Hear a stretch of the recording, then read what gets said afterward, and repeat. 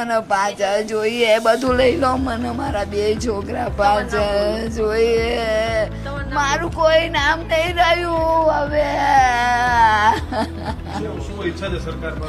કઈ મારા છોકરા મને પાછા જોઈએ. ન્યાય અપાવો અમને, બીજું શું?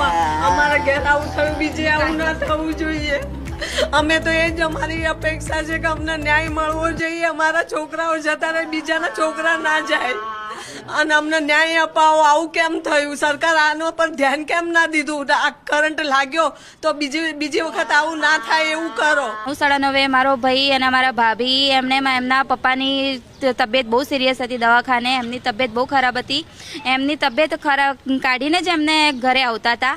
તો તે જે નારોલ વિસ્તારમાં જે મેરડીમાનું મંદિર છે, ગોપી ફેક્ટરીની સામે, ત્યાં તંત્રને ખબર છે, મ્યુનિસિપલ ડિપાર્ટમેન્ટવાળાને ખબર છે, ત્યાં પબ્લિકને ખબર છે કે આ એરિયામાં જવાય એવું નથી.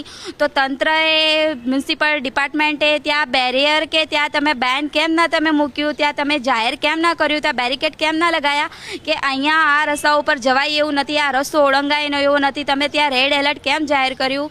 અત્યારે મારા મમ્મી પપ્પા જે છે એમને એકનો એક એમનો છોકરો હતો, એમણે એકનો એક છોકરો ગુમાવ્યો. આ છોકરો ગુમાવ્યો એનું જવાબદારી કોણ લેશે? સમાચારની ગતિવિધિઓને વધુ જાણવા માટે અમારી નરોડા પાટિયા ન્યૂઝ ચેનલને લાઇક, સબસ્ક્રાઇબ અને બેલ આઇકન જરૂરથી દબાવો.